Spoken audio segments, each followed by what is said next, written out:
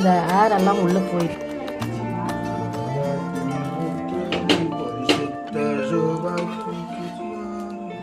Hi friends, இன்னைக்கு எங்கள் வீட்டில் இதான் சாப்பாடு.